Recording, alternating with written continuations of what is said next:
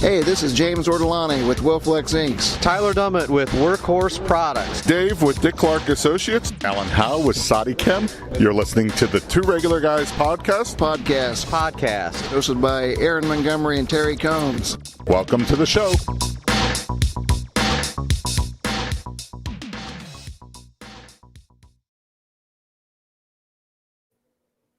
All right. Well, welcome to the show. It is Friday, August 7th, 2020. I'm Terry Combs. You can find me at terrycombs.com.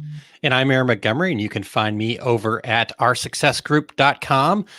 Today, Terry, we are going to be talking, you and I, and we're going to talk about the things starting a production business, basically. We want to talk about what we wish we would have known kind of things. But really what we're excited about here today is having the regulators jump in and join us and share their thoughts and have everything that they wish they would have known or things that they've got questions about or whatever. But today, Terry, we're going to be answering questions like, what do you wish you knew before you started your business? What pitfalls can our newbie folks, people getting into the industry, what can they do to avoid those pitfalls? And what's a piece of advice you'd give a new decorator? So, obviously we want to share the information, share the knowledge, but also when you share this information, a little secret for everybody out there, these new folks coming in, you can make them good stewards of the industry instead of the folks that come in are just trying to cut your prices and stuff like that. So it's always good to share. Exactly.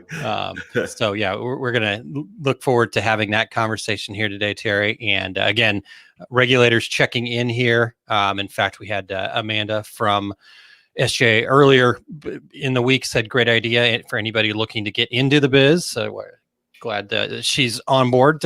Cindy, good morning. And Christine, good morning. And we've got Todd Downing checking in. And Gustav from Sweden. Again, I'm probably mispronouncing his name, but I'm doing my best. But consistently every week when he that's right. So. I've got it exactly the same now. So that, good stuff. And it'll be like E-Rich. Everybody will just start calling him that. Yeah, exactly. Yeah, that'll be his new name. So Gustav. All right. And then speaking of Eric or E-Rich, he is checking in from the comments and working hard for us in the background. Thank you very much, Eric. Good to have you. And Charles says, welcome back, Terry. And so, yep. Thanks, Charles. Yep. And Chuck checking in and Margaret checking in. Glad to be here to learn. Justin. All right, man. We got a whole group here. I love it. Justin, Tony. Good morning, Joe. And Kim Johnson. Welcome in, Kim Johnson. And Brian from Brilliance. Thank you for joining us, Brian. And Kessa. Terry, Kessa's one of our favorites. So Kessa claims to be our number one fan. Yeah. She's held that title for many years, so I guess it's true. Exactly, self-proclaimed, but we're on board with that. We're all about self-proclaiming. Yeah, exactly. We're the self-proclaimed oldest and most listened to podcast too. So there we go. No one's ever argued the facts. So. Yeah, exactly. All right. Well, everybody else checking in, thank you guys so much for being here with us this morning. And the other thing that I missed, Terry, is we're going to have Josh from Impressions Expo here joining us here in just a moment to kind of give us an update. We want to understand what he's been through. His life's probably been close to a living hell. So he'll probably be unshaven and look a little worse for wear. Yeah. But he's been putting in tons of work to make sure that the industry still gets plenty of great information and education. So we want to know about what's going on, what's going to happen for next year, just kind of get his take on everything now that the dust is starting to settle. So we'll have him here in just a second. But before we do that, a couple quick news items here. ASI Chicago is still showing a show floor open on September 30th. It seems like some of the educational portion of the show will be virtual. On the website, it says Education Day will be virtual, but the sessions during the show are still showing as being live. One speaker tells us that as of Wednesday this week, he's still scheduled to speak there in Chicago. So if you're attending, be sure to make sure that you're monitoring the ASI website. We are efforting with said speaker to get a little more information from ASI on what the latest is. But again, according to their website, it is still live. So there's that, Terry. I did get a little bit of from our speaker friend. I don't know. What have you heard? Yeah. So, well, I don't know. I don't have a flight to Chicago. Yeah, exactly. You tell me. Exactly. Well, as we know more, we will certainly keep you posted there. Yeah, you know, Aaron, I've been thinking that we should not call this industry news anymore. We should just call this segment "Speaking of cancellations." Yeah. Unfortunately. And Aaron, speaking of cancellations, yes. Katie at NVM says it is safe today for the two regular guys to share the fact that the Charlotte NVM show is now officially canceled. So other than ASI Chicago, that's kind of wrapping up anything that any of us would be attending for the remainder of this year. Katie says that Charlotte has extended their phase 2 for another 5 weeks. So they needed to make a call. And, you know, it has been nice. NBM has been pretty prompt on getting the shows canceled when they were getting fairly close. In 2021, by the way, the NBM show will no longer exist. It will be known as the Graphics Pro Expo, GPX. So that'll be an interesting change, and I think it's going to make a lot more sense to especially the new folks attending. All the industry veterans know NBM, but new folks like National Business Management, I'm not sure what that is. Yeah. All right. Well, let's hit a dad joke here, Terry. I think you've got a good one here. I like it. I do have one, Aaron, and it's here's the dad joke. Here's the question: what are the 4 stages of life, and how do they involve Santa Claus? All right. If you have kids listening in, cover their ears. But what are their ears for number 2? Okay. All right. Stage number 1: you believe in Santa. Stage number 2: you don't believe in Santa. Stage number 3: you are Santa. Stage number 4: you look like Santa. Oh man, I'm trying to figure out what stage I'm in there. I get it. That's a good one. All right. Well, thank you very much for the dad joke. And yes, I'm in stage 2. No, I'm in stage 1. I'm in stage 1. There you go. Good for you. Yeah. Exactly. I do watch every movie on the Hallmark Channel at Christmas time, so maybe I'm in stage 1 also. Yeah, there you go. Hey, Aaron, though, before we dive in, we want to thank everyone for checking out the Two Regular Guys podcast, the oldest and most listened to podcast in the industry, 8+ years now. If you're listening to the podcast version, we would appreciate you sharing with your friends so they can become regulators too. Plus, we would love and appreciate you giving a review on Apple Podcasts, Spotify, iHeartRadio, Stitcher, or wherever you're listening to the show. We are always looking for new guests. If you or anyone you know would like to join us, go to calendly.com/2. That's the number 2, regular guys with your show ideas. If you're watching us live right now, join in with your questions and comments, especially today. We're really counting on the regulators really pitching in and helping new people into the industry. And, you know, we're assuming a lot of new folks coming into the industry are going to go back and listen to this show. So here's your chance to help out the folks just like you, however many years ago you entered the industry. So make sure you reach out to your industry friends right now and have them join us too. Yeah, indeed. Looking forward to having the feedback and helping us answer these questions here coming up. All right. Well, let's hear a quick word from Impressions Expo, and this will be in relation to 2021. So, and really excited to talk to Josh right after that and get a little more information. What is Impressions Expo? Impressions Expo, formerly known as ISS, is the premier trade show dedicated to the imprinted and decorated apparel industry. They have 5 shows that are produced annually in each region of the United States, including Long Beach, California, Atlantic City, New Jersey, Orlando, Florida, Baton Rouge, Louisiana, and cap off the year at Fort Worth, Texas. Each of those 5 annual shows also feature over 30 seminars and hands-on workshops in categories such as screen printing, embroidery, digitizing, digital decorating, and much, much more. Visit impressionsexpo.com for more details, and while there, use the promo code REGULARGUYSIE for a free expo pass.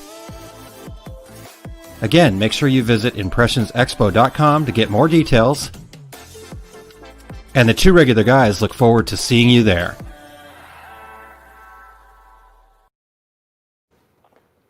All right. Well, thanks again to Impressions for their continued support. And speaking of Impressions, let's go ahead and welcome in show director Josh Carruth.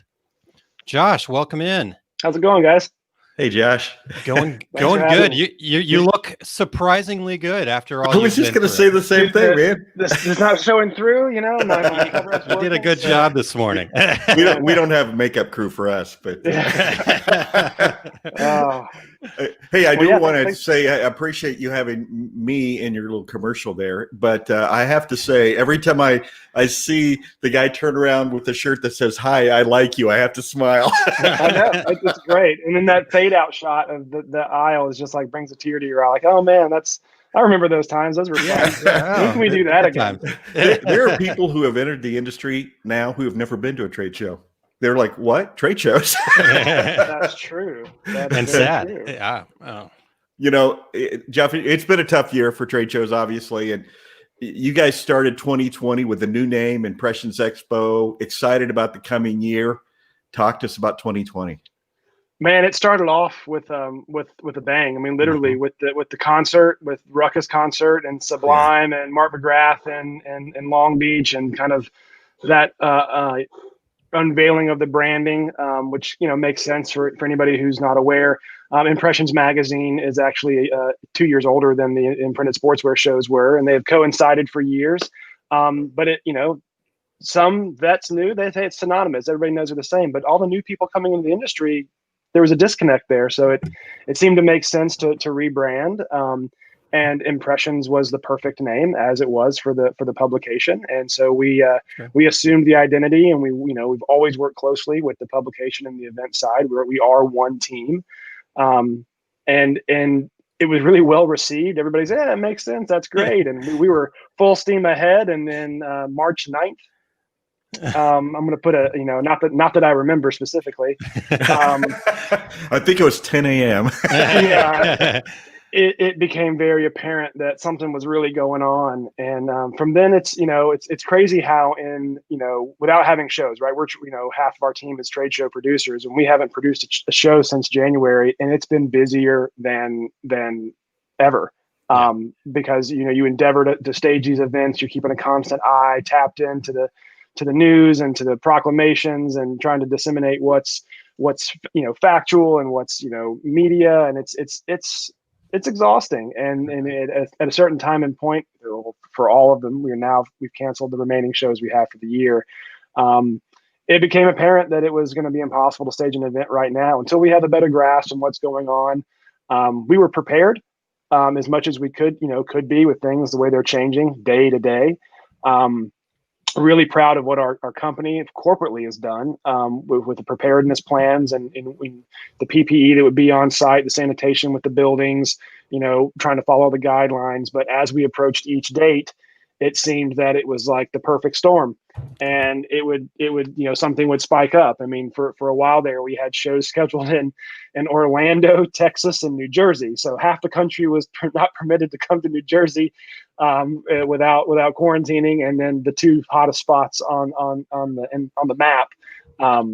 So it's been a roller coaster ride.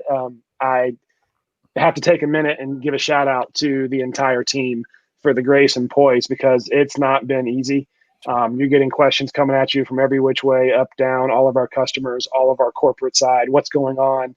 And it's uncharted territory, just like everybody else in the industry has had to find ways to pivot and be creative. And that's what we've tried to do in 2020 was, what's our role? Our role is to connect. How can we do that? How can we continue to connect the decorators and the suppliers? We've done that through a myriad of ways, of things we've launched, from sharing their stories to the stuff you see Impressions put out as far as editorial and information. We have a summer business series, things like that, what everybody's kind of doing.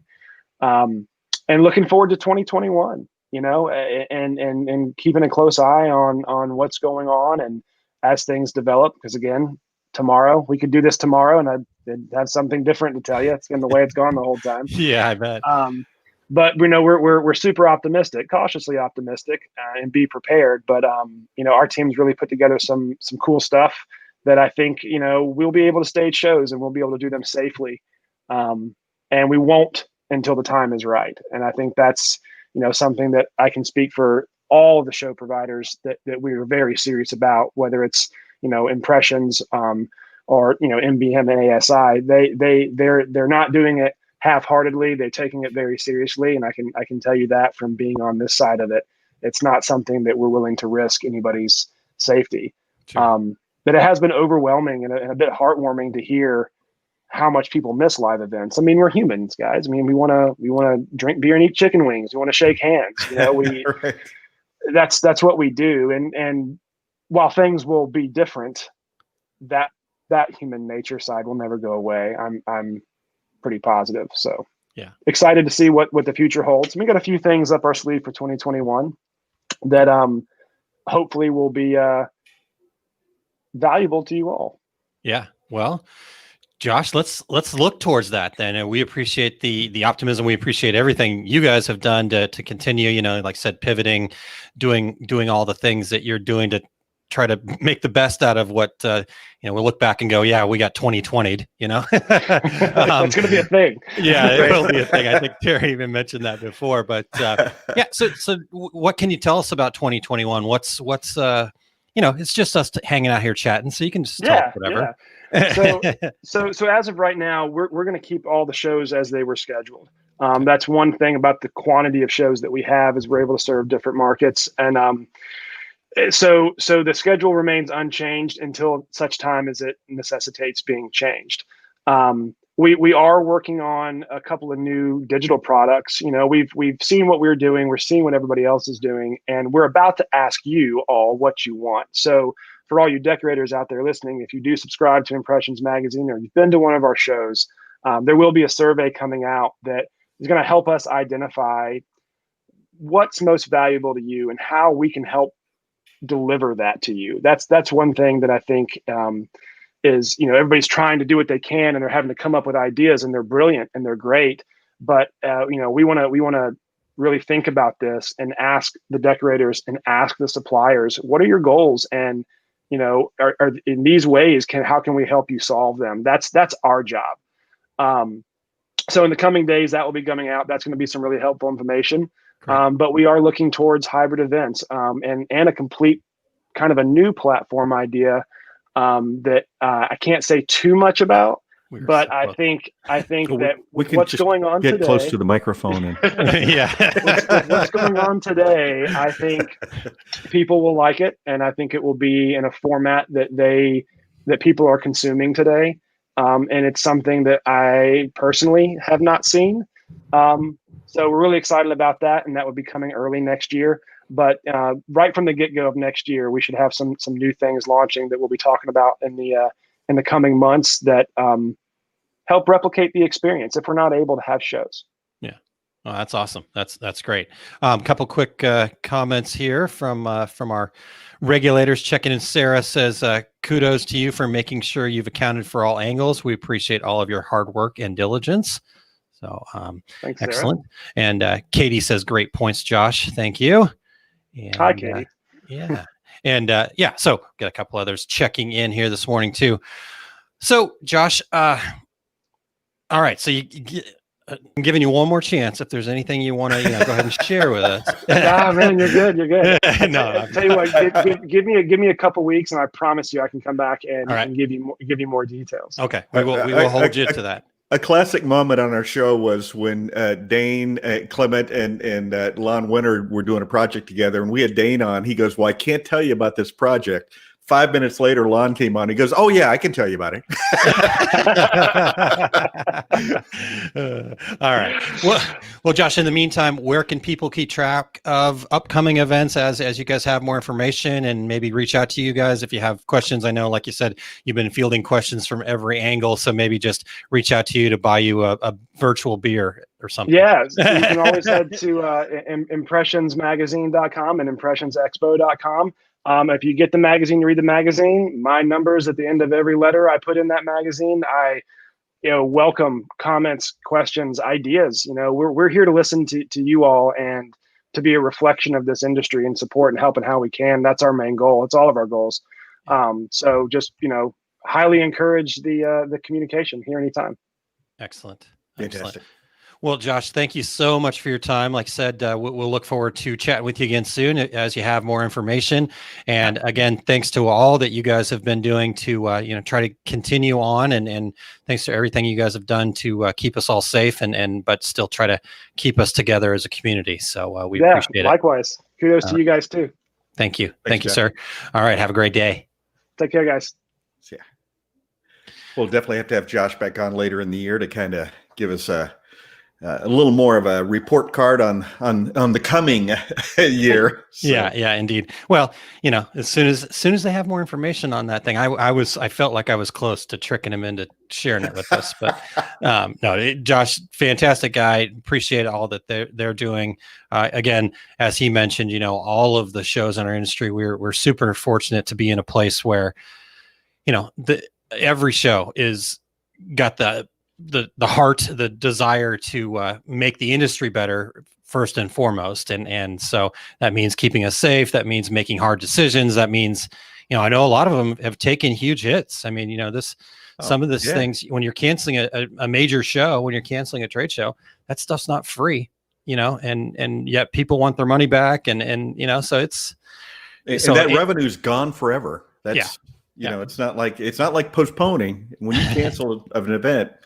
That the revenue has disappeared. So. Yeah, for sure. So like I said, just reach out to any show folks, Josh or otherwise. And instead of peppering them with questions, why don't you just tell them that you care about them and offer to buy them a beer or something? I think that's what we can do for our part of it here. So, all right, Terry, well, let's chat about becoming a garment or product decorator here. Well, yeah, Aaron, what we talked about, we kind of get caught up having lots of guests on the show, and sometimes we have to remind ourselves that the show started out just you and me talking about business. Yeah. and so we were talking a few weeks ago about doing a show with the two of us, and then we began talking about, what would really be great is if we could talk about how to get started in the business. And the conversation also went to most of our listeners are already in the business, but then we kind of went full circle and said, but who better to talk about it than our regular listeners? And then folks can go back and take a listen to this show and kind of maybe get a little motivation, maybe get maybe some ideas that they didn't necessarily think of when they were sitting down with their legal pad and dry erase marker and kind of penciling out how they want to start a business. So here's our first question. And so Aaron, you and I are going to discuss it. And regulators, start putting in your responses as well. And first question is this: what do you wish you knew before you started your business? And I'm going to jump in and start, Aaron, if that's okay with you. Yeah, that's fine. One of the things was what I have to offer has value, so charge for it. I didn't charge enough money when I started my business because, I wasn't that guy that started a business with a business degree. I jumped into a business right out of college, armed with my degree in journalism. So, pricing in journalism. And so I didn't think what I was offering. I thought what I offered was something lesser than people that had more experience than me. And it didn't take me very long to realize that, what? I am selling something of value. That's why people are knocking on my door to buy my product. And of course, I also, soon after I started my business, had twin sons. So that was, as my mother would say, a little come to Jesus moment. And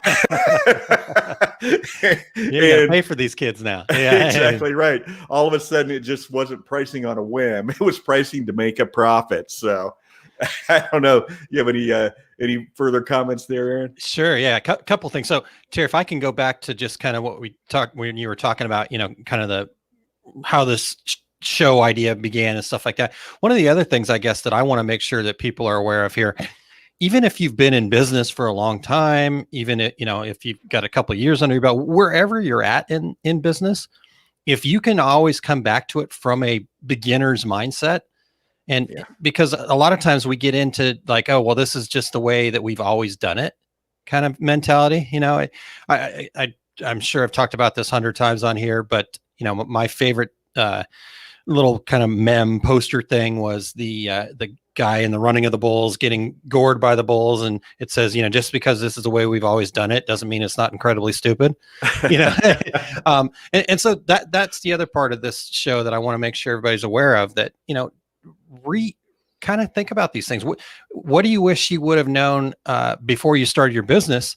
And then if you wish you would have known that, have you done enough about fixing that? Exactly. Now that you know it, now what? Yeah, exactly. Yeah, because there's a lot of things that we probably wish we would have known, but sometimes we go, oh, well, I'm just too far along in this to be able to. Well, that's not true. You can change it at any time. You just have to have that beginner's mindset and be willing to go take some lumps. So, you talked about what I have to offer has value and charge for it, and I think that's a huge thing. And in fact, many of us probably, even if you've been in this a long time, probably need to go and raise your prices. I mean, right now, you're probably taking on additional expenses. Shipping prices are going up.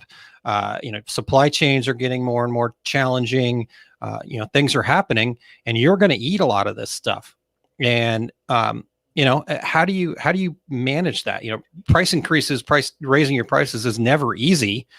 But what I found is that getting over that initial hump of, you're raising your prices, is too high, blah, blah, blah, blah, blah. The people that you want to work with and that also want to work with you, they'll figure out a way to make it work. And you're going to get rid of some people that you probably should have fired anyways by raising your prices. So, right. Yeah. So let me get a couple of comments here, and then we'll get on to your next point here, Terry, because I think you've got some great points in this question. Let's see here. Todd says outsourcing. That's one of the things he wished he would have known before starting his business, to do more outsourcing. In fact, Sarah follows that up with what Todd said. I thought I needed to know how to do it all and offer it all. And then Eric says, huge lesson. So many people coming from the hobbyist side have tons of trouble charging enough, my embroiderers especially. So there we go. Let's see here. Sorry, I'm not touching buttons anymore, Eric. My bad.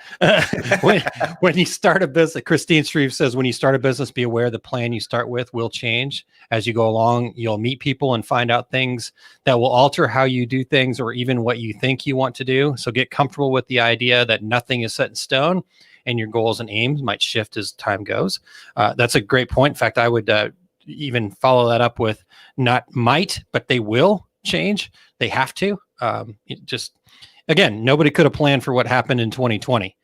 And so that change is going to happen. So, but if your business is fluid enough, it's there. We were talking before the show with Josh about how many companies are really booming right now. And it's funny because Josh, I was talking about how many people are investing in equipment right now. And Josh said, I keep hearing that from people that companies are really, I know a company that just put a third shift on. They just did. I mean, 3 weeks ago. Yeah. So, if you are fluid enough, anything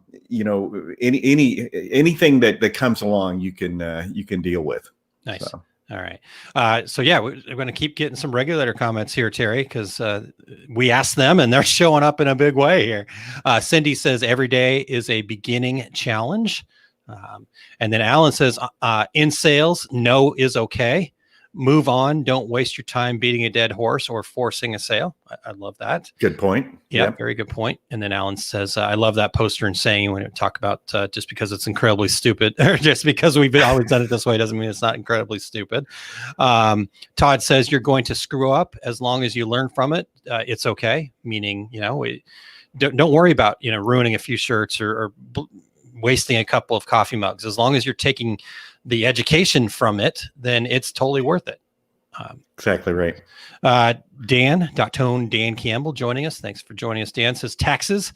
I've been a serviceable provider for many years. My wife started into vinyl, window decals, etc. That is selling an item. Taxes need to be paid. Maybe remind the new businesses that they need to pass on to the suppliers to update your account so they are not charged tax. Then they must charge tax to their customers. So meaning, make sure that you have your resales license number and that you're getting that to your vendor so you're not getting charged tax and then having to charge your customers tax. Kind of that double dip there. All right, let's see here what we got. Yeah, let's get a couple more, Terry. Why not? You good with that? Sure. Okay. Yeah, absolutely. All right. Christine says, as far as charging what you're worth, a big lesson I've learned from the Women in Garment Decorating group is the idea that women are often told they don't deserve to charge because it's just a hobby or they work from home, or even because their own mindset is telling them they shouldn't ask for more. You have to believe your work is worth it before anyone else will. Yep, exactly. You got to believe in yourself. That's a huge point. Karen says, never say never. Love it. And let's see here. All right. Stanley Clark says, find a niche that works for you. Sorry. So find a niche that works for you. And okay. All right. Well, it's like some people are reading off my notes here. I know. Terry, why don't you go ahead and get your next one in here, and then we'll come back to the regulators here. We got okay. stuff. One is the time commitment. A lot of folks who want to start a business think that then I'll be able to do all these extra things. I won't have to be punching the clock, as it were. Well, here's the deal when you start a business. Being an entrepreneur gives you the freedom to work all the hours there are in the day. And when I do my classes, I always joke about when you're printing at 3 a.m. And by the way, you will all be printing at 3 a.m. Don't assume you're not. And I was doing a seminar once where someone goes, so if I go on vacation for 2 weeks and there's Snickers all around the room, I'm like, they're laughing because that's not going to happen. You might total 2 weeks, a long weekend here, a long weekend there, but no, you're not leaving for 2 weeks. Yeah. Exactly. But there is a time commitment. But the beauty is when you're working for yourself, it's a labor of love. You don't mind putting in the hours if it's something that you love to do. Yeah. So. Yeah. I agree with that 100%. I think I've seen a lot of businesses that start up, they're coming from the work in the 9-to-5 type job, and then they start their own business, and, it's going to be great. Well, what I see them do is they don't understand the time commitment that they think that, okay, well, this is what I did with my 9-to-5 job, so I'm just going to do the same thing.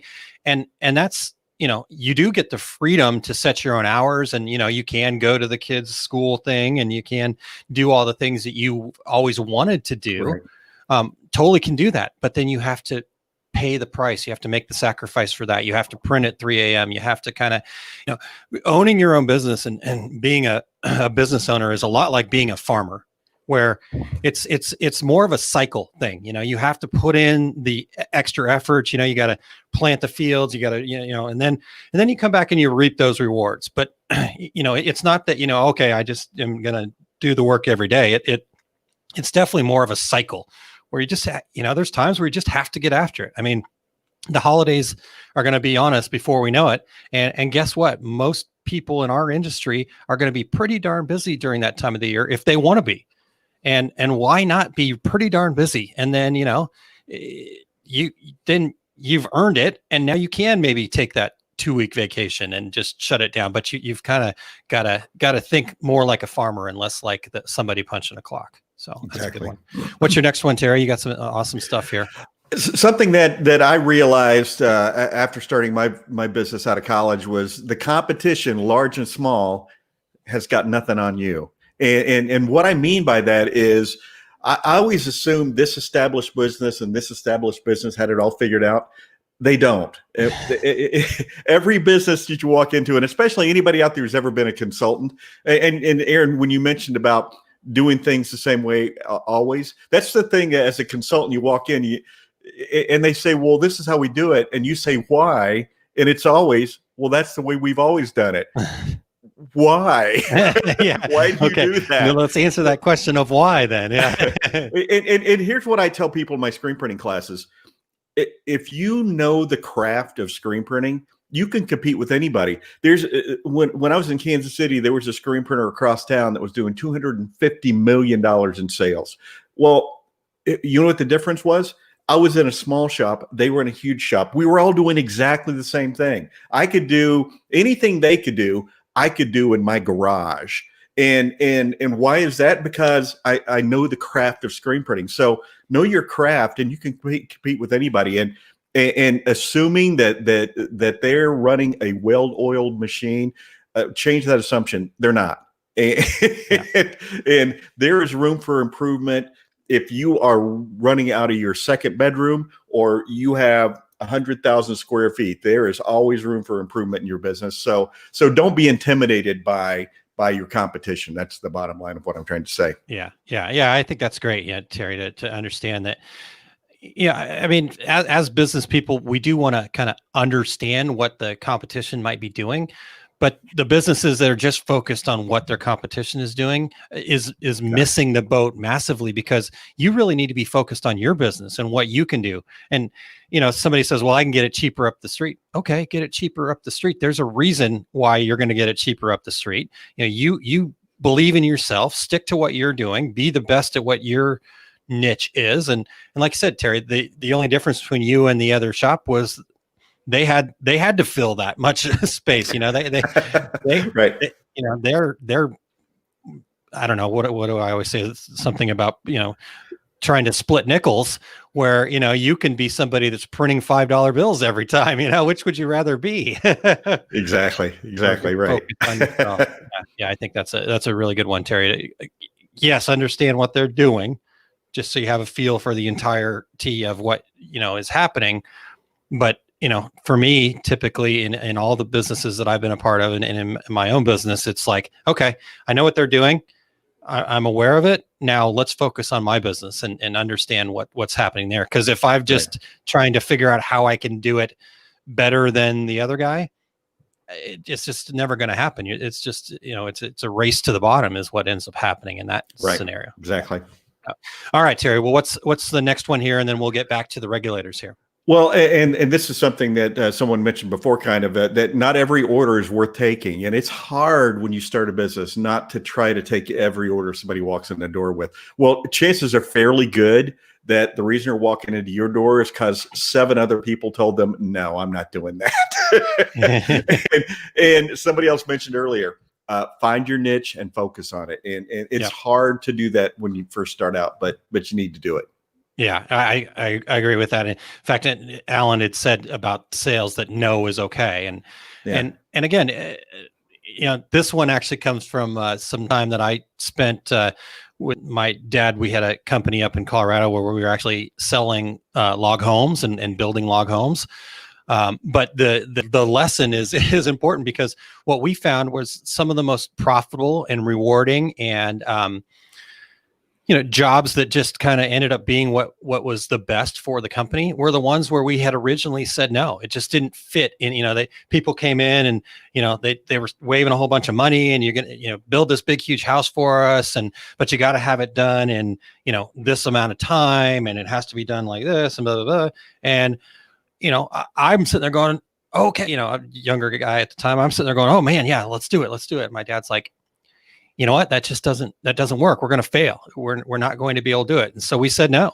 And those jobs where we said no, if that customer was somebody that we really wanted to work with and they really wanted to work with us, they came back and we rearranged things and did it with okay, we can do what you want in this case, but you have to be able to work within how our business works in this case. And we worked together, and they were exceedingly happy. We were exceedingly happy because it was profitable, and it didn't kill our business by trying to do something that we weren't. So that kind of lesson about it's okay to say no, because a lot of times those no's will come back as yeses in the way that your business works. So don't be afraid of the no's, for sure. So right. All right, let's get back to some of the comments up here. I got to scroll. I promise I won't hit any buttons though, Eric. Let's see here. Dotone Dan Campbell says, don't try to be all things to all people. That's I think what we were just talking about right there, actually, Terry. So that's good. Debbie says thinking of outsourcing is scary for me. So Terry, let's explore that one real quick here, if you don't mind. So I understand that thinking of outsourcing can be scary, but what are your thoughts on that, Terry? Well, somebody mentioned earlier about thinking that you have to be able to do everything, and I think that, for instance, I'm not an art guy, and have I tried to piddle around doing art myself? I did. Did I waste a lot of time doing it? I did. Today, there's no better time in history to be able to outsource things. Like, there are tons of graphic designers out there. When my daughter had her screen printing business, the graphic designer that she worked with, I don't think she ever met him face to face, but she developed a relationship. And yeah, do you have to maybe go through a few different outsource people to find the right one for you? Maybe, maybe you'll be lucky on the front end, but do what you do best. And there are so many people out there that can fill in those gaps for you without you. I could stay up all night, every night, working on the books. There are people who do that, working from their homes, will charge you a reasonable price and take care of that part of your business for you without, and I think this is important, without hiring a bunch of extra people. I don't have to have a bookkeeper on staff when I can job that out to someone who loves doing that, who loves doing accounting. And, your dad's the example, Aaron. Some people love to do that kind of thing. And I'd rather be over here creating something. Sure. And so I think outsourcing, it can be scary, but I think it's a really, really good way, especially on the front end, to get started with your business, to keep you from getting overwhelmed. Yeah. I think you make some really great points there, Terry. You talk about you have a passion for it. I mean, the accounting is so a lot of times we think of outsourcing, we think of like sending the work out to somebody else, and you certainly want to do that where it fits. Again, if it doesn't fit your business and you really want the job still because it's a good customer or whatever, then you have to outsource. But I think people get scared of outsourcing because it is that, now I've lost control of it. But you got to think of outsourcing differently than just I'm sending a job to somebody else. Outsourcing is I have a partnership with somebody else where, so you got to, like you said, you may get lucky and get somebody good on the front end, but I would try, if you're thinking about outsourcing something or you're looking at it, then try somebody out, do a small job with them. You got to build that trust and that relationship up ahead of time. And so a lot of times you want to look for people that actually do outsourcing exclusively or, do wholesale exclusively and stuff like that. But whatever the case may be, I wouldn't say just like outsource it and go, okay, done. It's outsource it, build a relationship with that company. And because they are acting as an extension of you. And I think that's what the scary part is. But I think the other point you made there, Terry, is really important. Think of the other things in your business that you could outsource. Again, if artwork isn't necessarily your thing, I talk to people all the time like, oh, I'm trying to learn, Corel Draw or whatever. And it's like, why? Are you passionate about that? Do you really want to be an art person? Because you don't have to be an art person to be in this industry. That's the great part. There are tons of fantastic art people out there. Dot Tone Dan Campbell staring me in the face with one of his comments right here. I mean, we're talking about people that know what the heck they're doing. And do it for a living. You want the best piece of art, then reach out to somebody like that. So I agree completely. Stick with what your passions are. Terry said creating, because there are, like you said, there are people out there that accounting is a passionate thing for them. They love it. Okay, let them do it. They're going to be able to do it faster and cheaper than you can, and go from there. So I think that's a great point. I think that's a huge point for new businesses too. Don't think that you have to do it all and not just the actual creation of the products you're selling, but think about the other things in your business. Accounting is definitely one for me that always stands out. It's like, I didn't get into business to do accounting. I let my dad handle that, but right. So anyways, all right. Let's see here. Charles, this is a good one. And I see this all over some of the Facebook groups. Charles says, stop making trademark copyright items. Don't do that. No Disney, no NFL. Be an ethical business.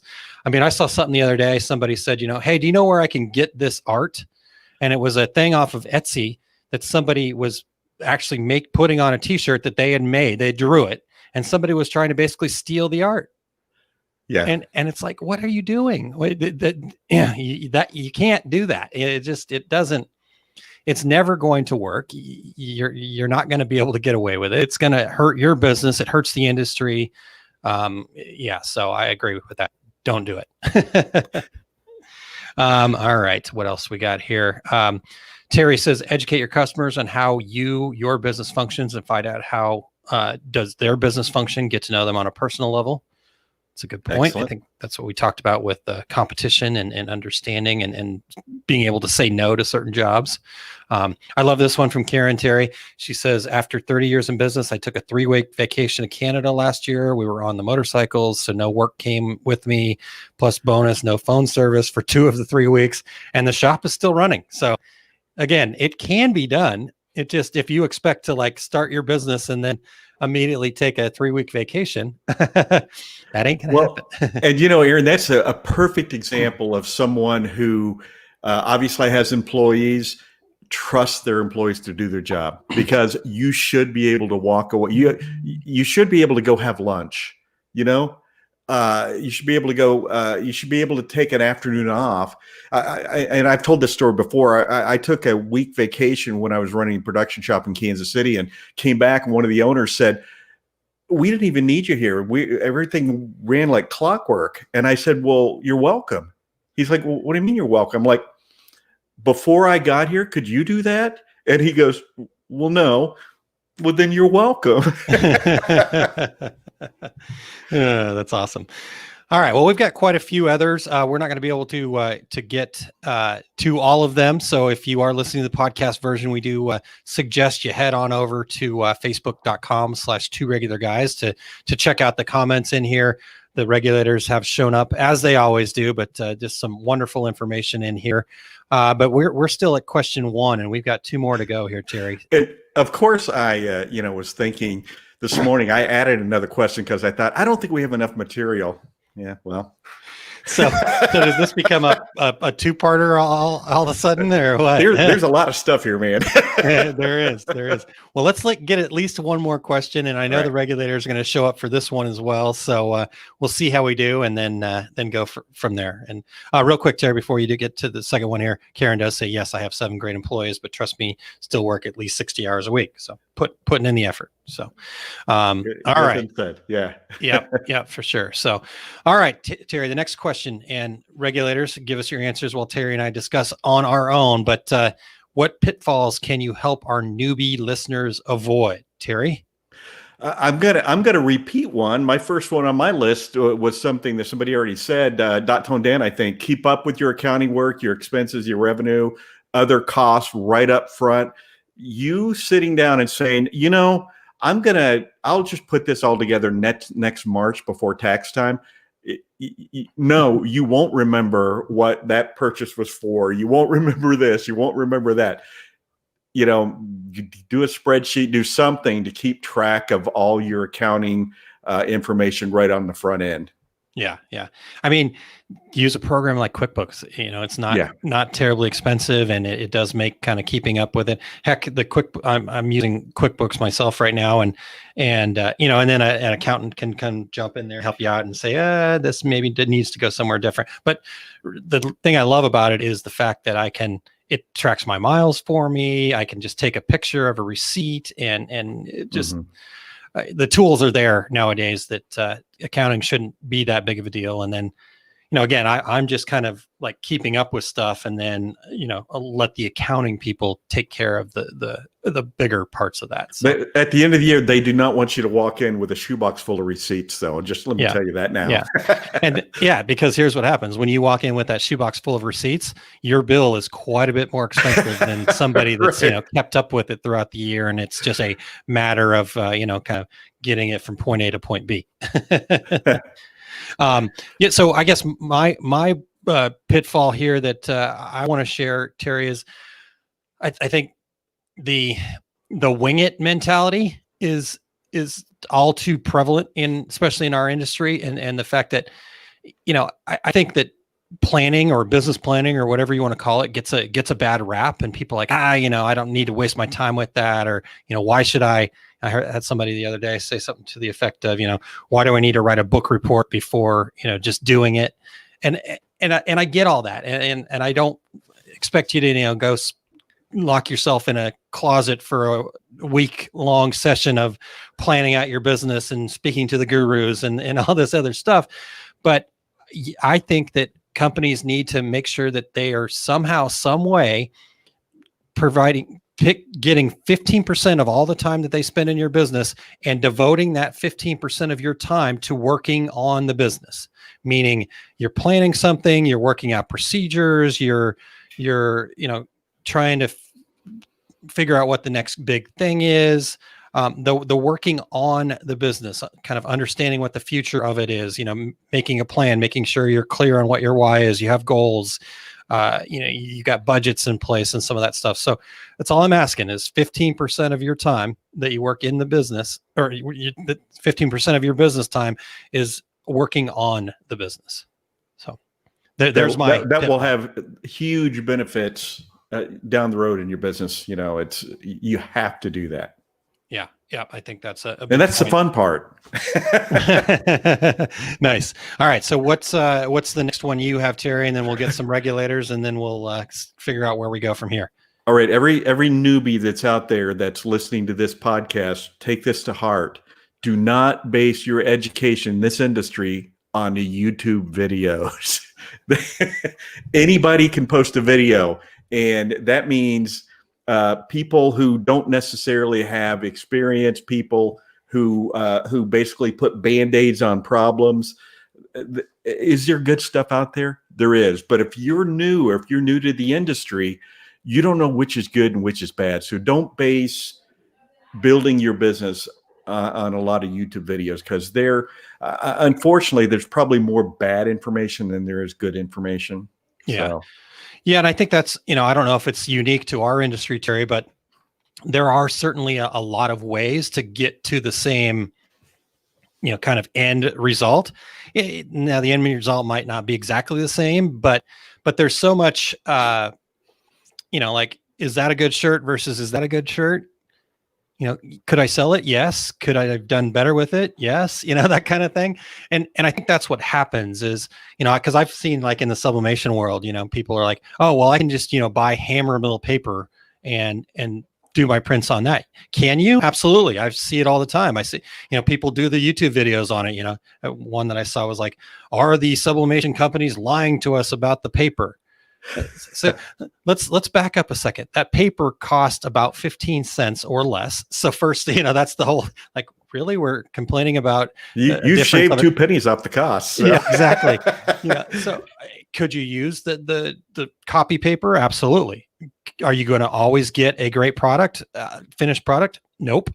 Sometimes the paper's not going to release the ink right. You're going to have fades. So you saved, 5 to 7 cents on this paper, but yet you're ruining, $5-10 blanks because, so yeah, I think it is tough, and it is a tough world because, like you said, Terry, anybody can post a video, and, there's lots of people that are very persuasive and talk like they know exactly what they're doing. And that's the way they've done it. And that's okay. But I think, like Terry said, you have to kind of weigh it out and understand, and talk to somebody that's actually been doing it, and talk to different people, and okay, here's this information I got about this from this YouTube video.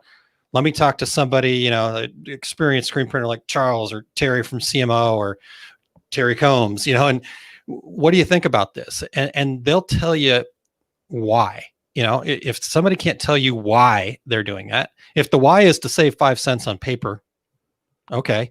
But what about all the blanks that you're ruining? So, right. Exactly right. And here's another piece of advice. If along these lines, if someone posts all day long on the forums, then they don't have any business because the people who are doing a lot of production don't have time to be posted on forums all day long. So think a little bit about who you're getting advice from. Yeah. And this is not to say that there is, like Terry said, there is some good stuff out there, and there are plenty of people. And heck, I've even seen some good advice from people that have shared a lot of bad advice. Eric says, you could trust our videos, though we've done this for a little while. But at the same time, I don't expect you to trust the information that for me, if I say you should do it this way, I don't expect you to go, okay, well, Aaron told me to do it that way. No, I expect you to try it out and figure it out for yourself. And I'll tell you why I think this is the right way. I mean, heck, we had a situation, not a situation, but my friend Todd was doing a video about making some mugs. And in the sublimation world, there's some people that think you should take your mug and dip it in warm water after it's come out of the oven or the mug press. And I'm completely against that, but I'll tell you why I'm against it. I mean, it's just, it doesn't make any sense. We don't dip anything else besides mugs into water, and all it's going to do is potentially cause cracks and cause issues with that mug. You can cool it down many other ways just as quickly, and we don't really need to dip it. So anyhow, I'm getting way off track, but just that same thing. Aaron, here's another example. People will come to me and say, hey, I've got this great opportunity to buy this used equipment. And my response is normally, listen, you should start a business with new equipment. And the reason being is you don't know what you're looking at with that used equipment. You don't know if you're getting poor production. You don't know if it's because of the equipment. You don't know what it is. So yeah, have I ever bought a used automatic press? Absolutely have, because I could get a smoking deal and I knew what I was looking at. I had lots of experience with automatic presses, so I could go out and look at this press and say, yes, this has this value to me. But a new person to the industry, you're going to look at that and go, I don't know, maybe that's what it's supposed to do. Maybe it's supposed to make that noise. Yeah. Maybe it's not. Yeah, totally. No, I think that's a really good point. Just gain that experience. Eric had posted in there, there's many ways to handle any issue, learn, listen, test for yourself. Expert advice isn't gospel, not even ours. And I think that's a big point that, again, nothing about any of this stuff that any of us have shared should really be thought of as gospel to you. You may, this, I can't remember exactly where the story came from, but there was a story about a kid that came up with solve some mathematical problem that everybody thought was unsolvable because of the fact that he showed up to class late and didn't get the part about the fact that the teacher said this was unsolvable. And so he just saw it on the board and went to work on solving it and actually solved it. Because he didn't know any better. And so the same thing for yourselves. Just because somebody said this doesn't mean that is going to be gospel for you. You may be able to do something else that nobody even thought about. And so that's okay. But take it all naive in the industry isn't necessarily a bad thing. Exactly. Why not? Right? Yeah. But also understand that, there is information out there that just isn't right, or it hasn't been, it hasn't been vetted out enough and doesn't come from enough experience. So, in fact, here's Todd was kind of following up on, he feels like I'm attacking him about the whole mug dipping thing, but he says only following vendor instructions, homie. And that's just it. This is a very reputable big vendor that says to dip the mugs, and you're going, okay, I get it, because that's what they used to do when the coatings were different and they had to. But it's no longer that way, and that bit of information just hasn't changed. And, Aaron, there's a lot of that in the industry. Right back to you saying we've always done it that way. There are processes that are being done in people's businesses every day that aren't necessary anymore because the industry's changed, the technology has changed. So you got to be open to that change. Yeah. All right. Well, let's get some more regulars, because we are into bonus time, and that leaves 2 questions left, Terry. That's enough for another whole show. Yeah. I guess based on the calendar and the schedule coming up, this may have to be another bonus show. Maybe Eric will give us some space on the take up. Yeah, there we go. Bonus episode. I like it. Thank you, Eric. All right, let's see what I missed up here. I got to go back a little ways. All right, .tune Dan. I'm going to go way back here, Eric. It says, I work a day job, come home and eat, rest for 30 minutes to an hour, then start my evening work. I work 7 days a week most of my career these days because it's commonplace to reply to a business question via message or email at 11:30 p.m. while laying in bed on a Saturday night. Yeah, you gotta figure out what works for you, and it is your business. And so if you decide that that's the way you want to do things, then do that, and that might give you an edge. But if you decide that you're not going to reply on weekends, just make sure those expectations are set. But yes, if you want to be successful, sometimes it does take, kind of getting after it and doing. What was the quote I read the other day? Something about the fact that entrepreneurs will do the things to be successful that other people won't. Will sacrifice things to be successful that other people aren't willing to do. Something along those lines. I'll have to find that. That was fun. All right, let's see here. Marianne says it's sometimes hard to give up control. When we're talking about the outsourcing thing, Terry. So I think, again, you just kind of building those relationships, finding the right things to give up control of. And is it worth you spending 2 hours trying to figure out how to do it in CorelDRAW when that contractor out there could do the exact same thing in 7 minutes? Is that 2 hours worth you having control of it? I don't think it is. Yeah. Well, and I guess this kind of goes back a little bit to what we talked about with, I have a value. What I have to offer has value. You have value, and you should charge for it. So think about it in that terms. What is the hourly rate that you're worth? I was looking at a situation with our success group where we were looking at building the website, and I certainly could have built it by myself and put in the time.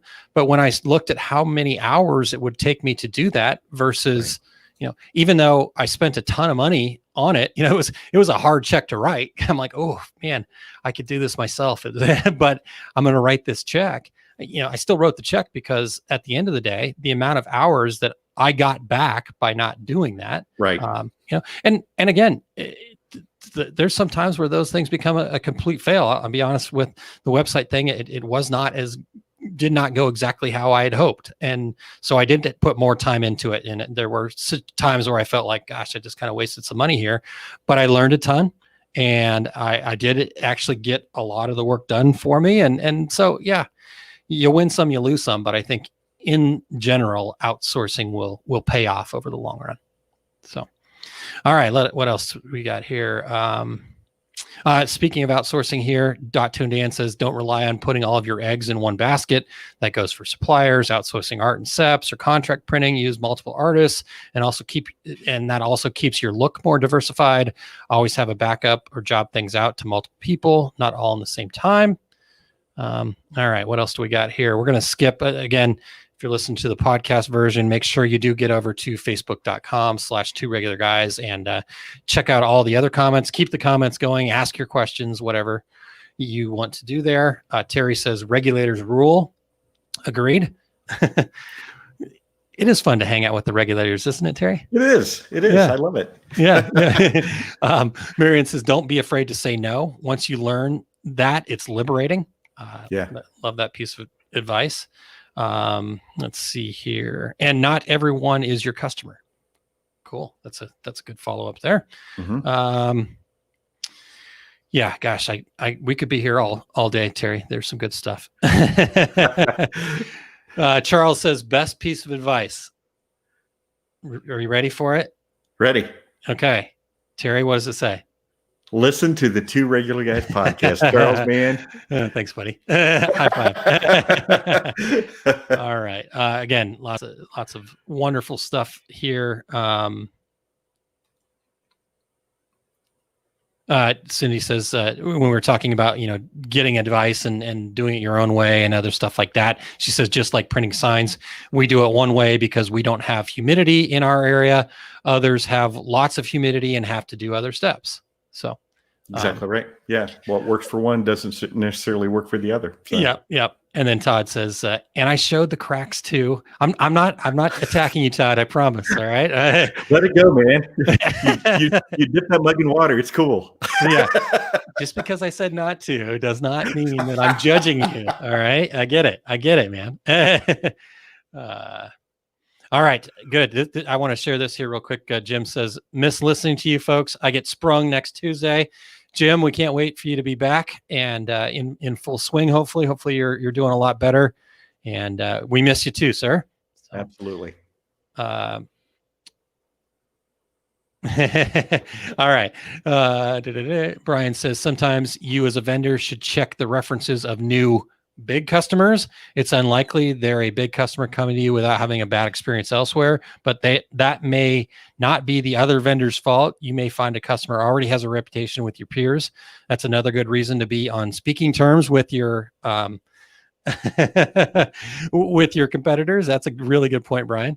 And there are plenty of customers that go to other vendors because their current vendor recommend they go there. Yep. I don't like that guy very much. Hey, yeah, here's a great source for you. Yeah. I've actually had that with somebody in the print on demand industry. I've said, yeah, this person you better watch out for. I don't know if they're bipolar or what their problem is, but it gets real ugly real quick. And they took the business going, oh yeah, they've got a lot of business that they do. And it wasn't more than a month later that they were like, yeah, we had to fire them. All right. Jillian says, and Jillian was who had mentioned about the book report. So I'm certainly not picking on Jillian at all, by the way. Hopefully she didn't think that was the case.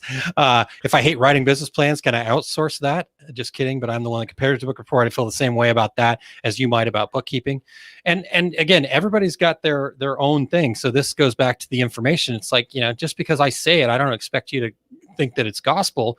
What I'm saying is, and when Jillian and I kind of explored this a little further in some of those comments, she's doing the business planning. It's just in her head before, and so I was just suggesting that maybe we get some of that down on paper so we have an opportunity to kind of review and go back to it. But again, I don't expect anybody to write a book report. I don't like doing that either. I don't need it to be some formal thing.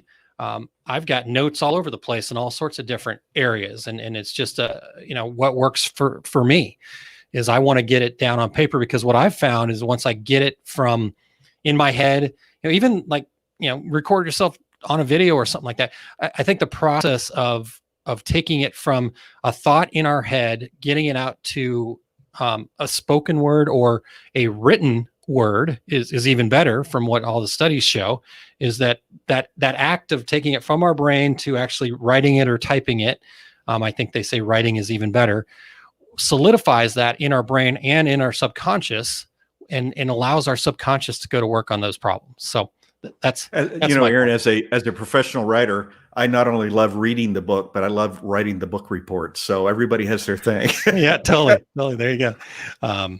So I love that. Jillian, again, hopefully you didn't feel like I was attacking you. I apologize if you felt that way. And I get it. I'm not saying your way's not right and my way is the only way to be. So hopefully everybody understands that part too. All right. Susan says, I found the more that I share, the more I actually learn. Excellent, Susan. Yeah, Terry, I think you can attest to this quite a bit.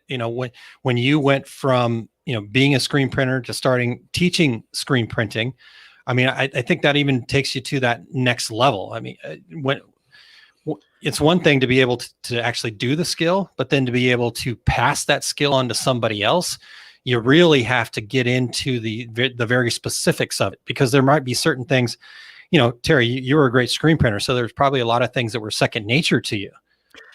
You're exactly right, Aaron. You're exactly right. Because to go from a decorator to an educator, there is that whole process of thinking it through step by step, and remembering to talk about every step in the process. And that doesn't come overnight. I've been teaching screen printing classes for 15 years. And I feel like every class is just a little bit different because of course the marketplace changes, the people entering the business change.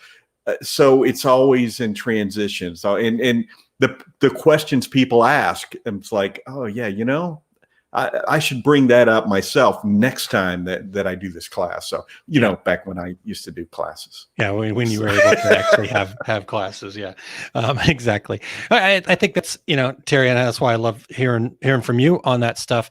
I mean, if you kind of look at it, maybe like from the sports world, for example, some of the guys that were the greatest athletes, the greatest players, the Wayne Gretzky, Michael Jordan, Magic Johnson, when you're talking about basketball, they weren't very good coaches because, again, a lot of that stuff was just second nature to them. Mm-hmm. And I think they were, so much above everybody else that they just weren't able to translate that into coaching. Now, there have been some really great players that have transitioned to good coaches, but again, it takes that ability to go back and go, okay, I've done it this way, but how do I explain why I've done it this way? And what does that do for the person that's learning? So, well, and the flip side of that, look at all the professional football coaches that played their college ball, if they played college ball at some Division III school, Yeah. A lot of the really great coaches were the players that were the hard workers. They weren't the biggest, fastest, strongest. Right. They only made it as far as they made it because they were willing to put in the work, and so they knew how to so they can take the great people and make them even better. So that's a good point, Terry. All right. Brian said when we were talking about some clients going from vendor to vendor, says, I have found that if clients are going from vendor to vendor, there can be a payment issue as well. Yeah. Well, you can also get a reputation. I know a company that does that. Everything they buy, they call every vendor in the industry, and to the point where it's kind of a joke, that that everybody's going to get the phone call, and everybody getting the phone call knows, I'm not getting this order. I'm not going to put the effort into it. Yeah. I've already quoted 7 times over the last 2 years. I'm going to take a pass this time. Yeah, exactly. Yeah. So there's loyalties is a part of this as well. That's what I'm getting at. Yeah, no, that's a good point. I think more and more, especially in today's world and with how much information's out there and how connected we all are, even though we can't be connected face to face anymore, we're still very connected, through social media and everything else, and keeping up with everybody. That relationships across the board, not just with your customers, but with your vendors and with the other people involved, your employees, and relationships are the core of what a business is. A business transaction is not some company to company. At the end of the day, it's still people to people interactions. So, exactly. Understanding those relationships and how important those are, changing the mindset from, I'm just here to beat up my vendors to get the best price to I'm here to, work with my vendors and feel like they have my best interests at heart too, kind of thing. So, right. All right. And then last thing here, again, missing tons of great information from the regulators here, but we're now 15 minutes into bonus time. So I think we need to kind of wrap it up here. Jillian says, I never feel that way, here to learn, here to hear the hard things. Good. Jillian, high five. I'm right there with you. I learn as much from you guys as I try to give back myself if I can, and love learning from Terry as well. So, well, I think that Aaron, you and myself and Eric love doing this because, man, there's always new information. There's always something new to learn. There's always, even if it's the smallest thing. I tell people that when you go to a seminar at a trade show, whether it's mine or anybody else's, if there's one thing that you pick up that makes you or your business better, it was worth spending an hour, or today, an hour and 14 minutes listening in. Yeah, I agree.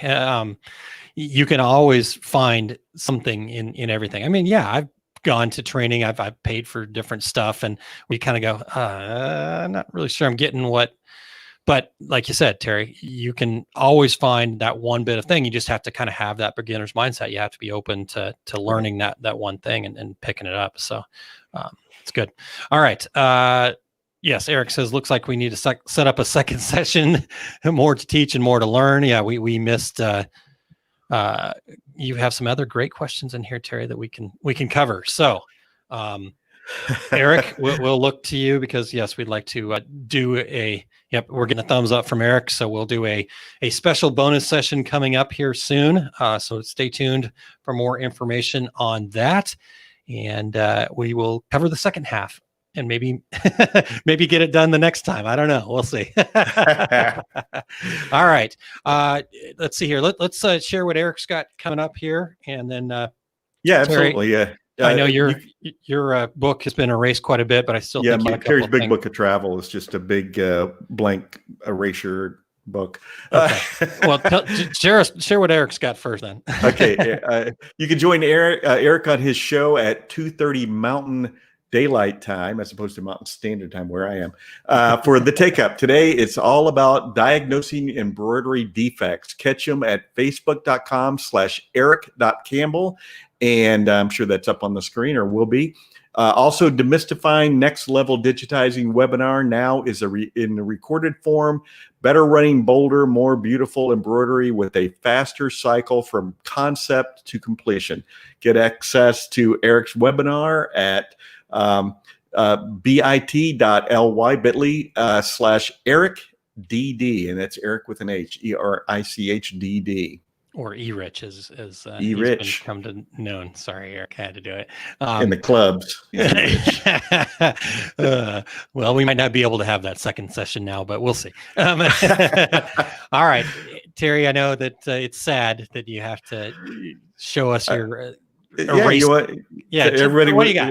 Everybody like to hear what the only thing left on my schedule for the entire year. My complete screen printing business course at Atlas Green Supply in Chicago is November 14th and 15th, and I did get an email from Atlas saying, "Hey, let's talk about online." So all my upcoming 2020 classes and events are at terrycombs.com, and hopefully I'll be able to start filling some things in for 2021 because it's looking a little sparse over there. How about you, Aaron? Well, at least you get some time to enjoy that beautiful pool of yours, and so you got to find that silver lining. All right. Let's see here. A couple things coming up for me here. Small Business Saturday happening tomorrow morning at 8 a.m. and we're going to be talking about the art of goal setting. Todd Downing, my co-founder over at Our Success Group, will be joining me, and we're going to kind of discuss the Success Tracker program that we've had going for about 3 months now, and how we can set better goals, write them down, and be able to achieve them a little easier. A lot of us do set goals, and maybe even if you don't set goals, this will be a good one because it is really important to actually set goals. But if you can do it in a specific way, we found that this really works to help you achieve these goals. In fact, our Success Tracker program is helping people achieve a goal in 12 months. And so we're going to take, the information that we've learned so far, plus what we've learned ourselves, and share that about how to set goals. So that's going to happen tomorrow morning again at 8 a.m. Central Time. Center of the universe, Terry. I don't know what else, but no, 8 a.m. Central Time, and then all the times around that for everybody else. You can check that out over at liveosg.com, which takes you to our YouTube channel, or at facebook.com/Our Success Group Pro. So you can check those out there. And then the other note that I wanted to share with everybody, that the Our Success Group member pricing is as low as it's going to be. And once you've locked in your price, that is the price that you're going to pay for the life of the membership. Members get access to all of the training we have done, as well as the live upcoming training. The next training is going to happen on August 19th, is going to be with our first guest trainer. And that's going to be Jay Bassell, and he's going to give us the keys to branding beyond the logo. And you guys have heard Jay Bassell many times here on Two Regular Guys, and he is very passionate. Seatbelts. Yeah, very passionate about branding. But he's gonna unlock some secrets and really give the members some really good stuff to go off of and to improve their brand, which is perfect timing because I think we need to have our brands in as tidy of a place as they can be, because the holidays are going to be upon us very soon. So the trainings after this is going to be the entire month of September. Every Wednesday, we're going to be doing the 5 keys of marketing. And those 5 training programs are going to talk about different areas of marketing: YouTube, Facebook, AdWords, different stuff like that. But we're going to tie all 5 of them together with a specific plan that you can use for the holidays as well, like a 12-week program, so to speak. So kind of like the 12-week AA program, but instead it's going to be making you a whole bunch of money for the holidays, hopefully. And so that's going to be happening. So if you've got to be a member for all of that, so just go over to oursuccessgroup.com and check that out. So looking forward to having more people in the OSG community. All right, Terry. Well, a good 20 minutes, 25 minutes or so into it here. So again, thanks very much, Terry. Wonderful job putting the show together. Great information.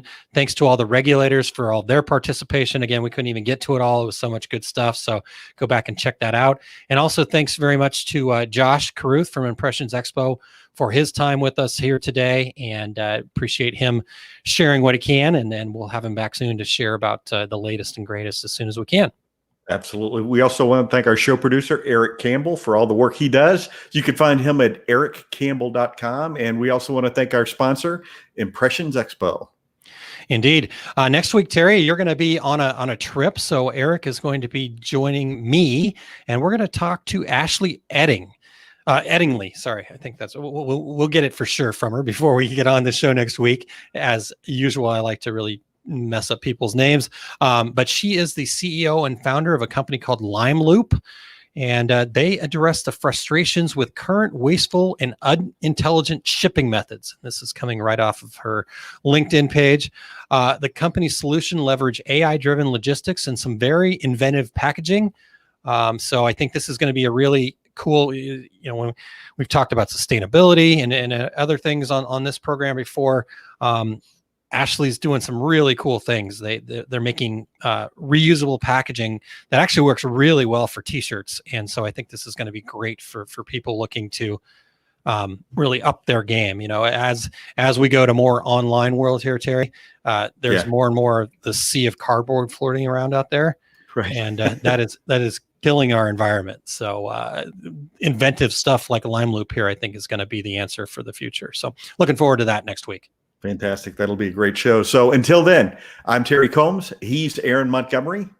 And we are the Two Regular Guys. Thank you for listening to Two Regular Guys. Check out our website at tworegularguys.com. That's the number 2, regularguys.com. You can also interact with us over at our Facebook page, facebook.com/tworegularguys, or send us a tweet, twitter.com/tworegularguys. And we have a YouTube page. You can find all that from our website, tworegularguys.com. Thanks for tuning in, and we look forward to spending some time with you again next week.